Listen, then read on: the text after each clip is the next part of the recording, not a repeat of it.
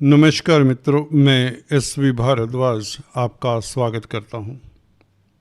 राहु का चक्रव्यूह। जी हाँ दोस्तों, कन्या राशि राहु का चक्रव्यूह भेद चुकी है और इस कारण राहु आपको भाग्यशाली बनाते हैं।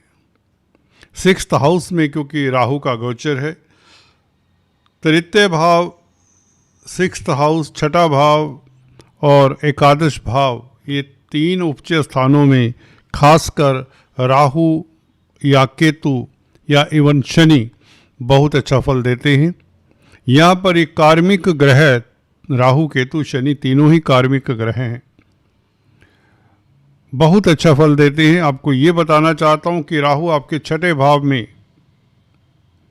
जो कि कर्मों का भुगतान करने के लिए कहते हैं, दंडाधिकारी शनि की तरह।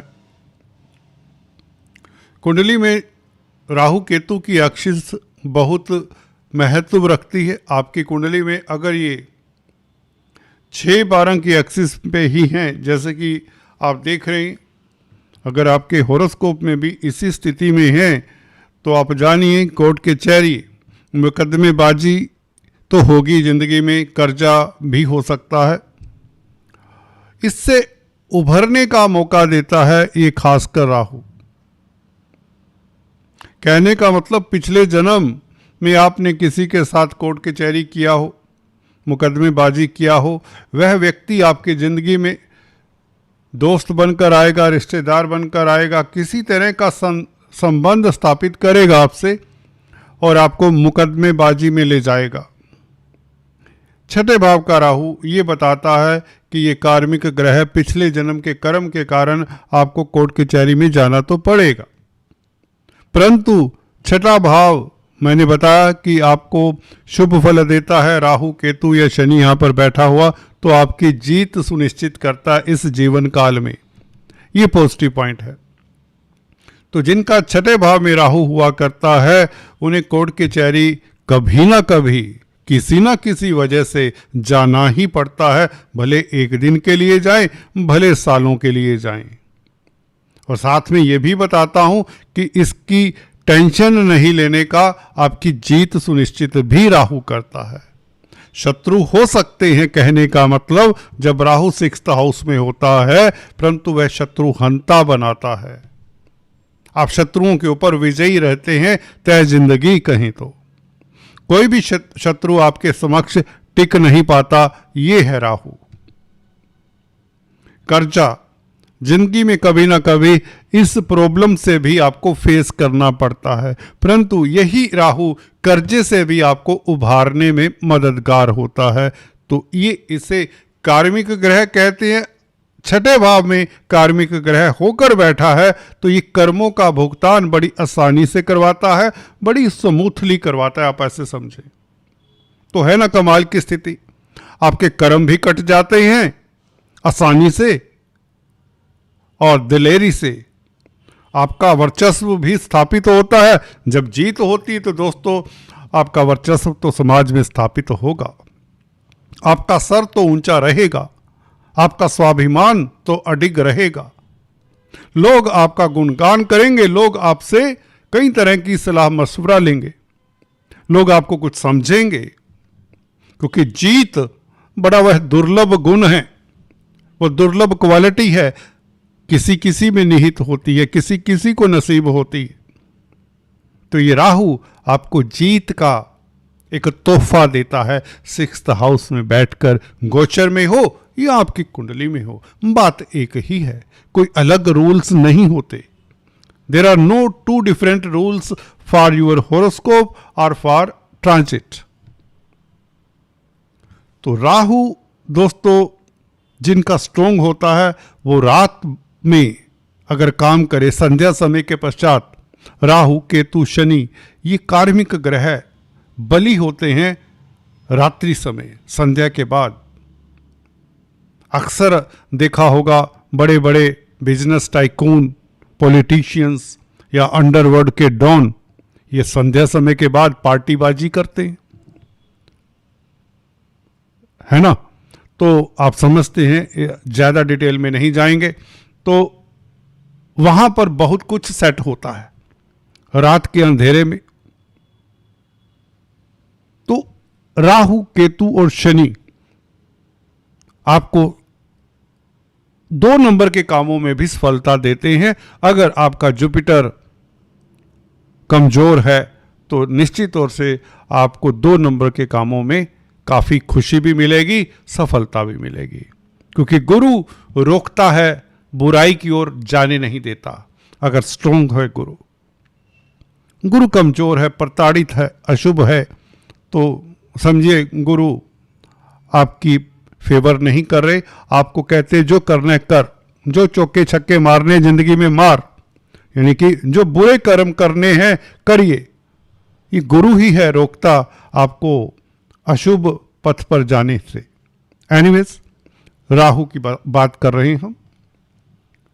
देखिए 6th हाउस में बैठा हो राहु, अगर संबंध बनाए, एक आध एग्जाम्पल दे देते हैं। कुंडली में आपको अगर एस्ट्रोलॉजी का ज्ञान है तो आपको अच्छा लगता है, आपके कमेंट्स के अनुसार ही मैं वीडियो बनाता हूं। अगर राहु का संबंध अष्टम भाव से हो जाए, क्योंकि छठा भाव भी त्रिक भाव है, अष्टम भाव भी त्रिक भाव है, तो देखिए पिछले जन्म की बातें याद हो जाती हैं व्यक्ति को। पाताल का भाव है अष्टम भाव, गहराई में जाकर व्यक्ति कुछ सीखना चाहता है।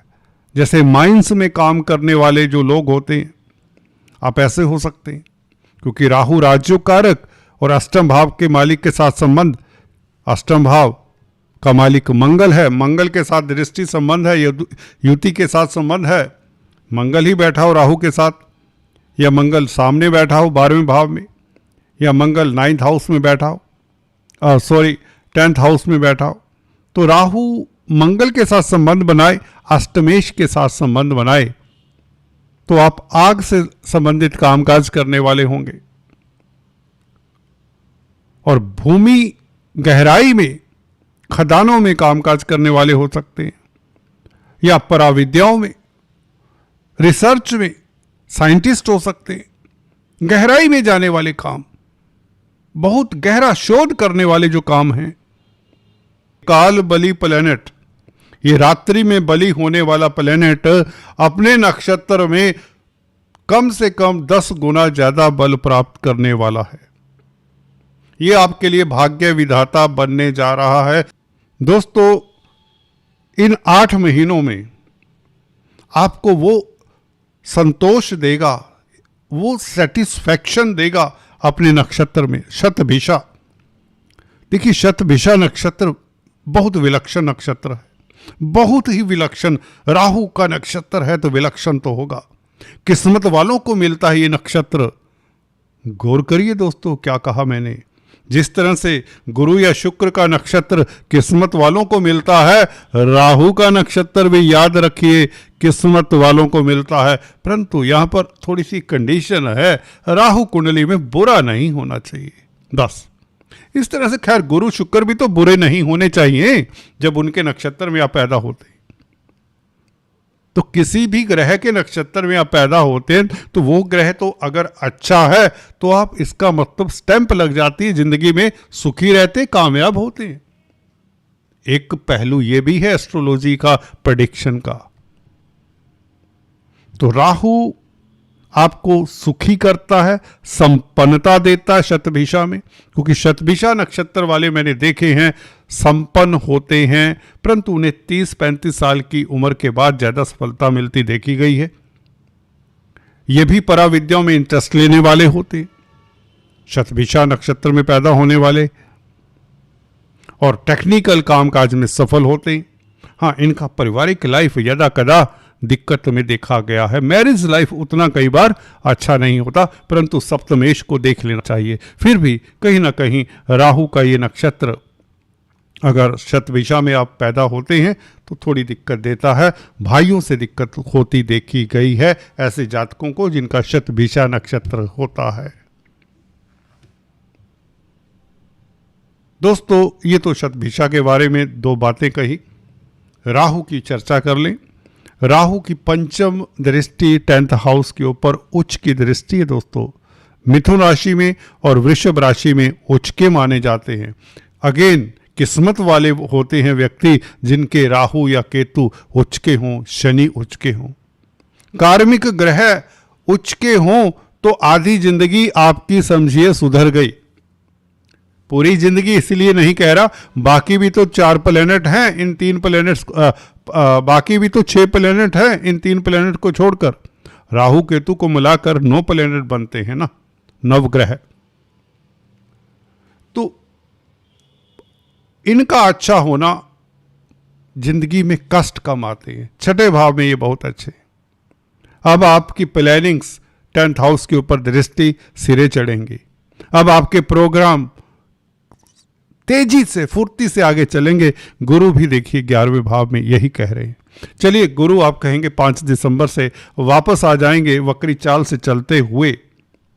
कोई बात नहीं, गुरु भी राहु से दृष्ट हो जाएंगे। अब गुरु देखिए, यहां पर गुरु की चर्चा नहीं ज्यादा कर पाएंगे। गुरु यहां पर होकर इतना जरूर करेंगे कि 4th हाउस को देखेंगे। 4th हाउस में गुरु की अपनी राशि है, तो आप किस्मत वाले, आप सुखी रहते, जमीन जायदाद प्रॉपर्टी के कामकाज से सफलता मिलती है, पब्लिक के कार्यों में सफलता मिलती है, पद प्रतिष्ठा मिलने के योग बनाता है गुरु 11वें भाव में खासकर, और 10th हाउस में भी कुछ इसी तरह का फल दे देगा, क्योंकि राहु और गुरु आपस में संबंध बना लेंगे।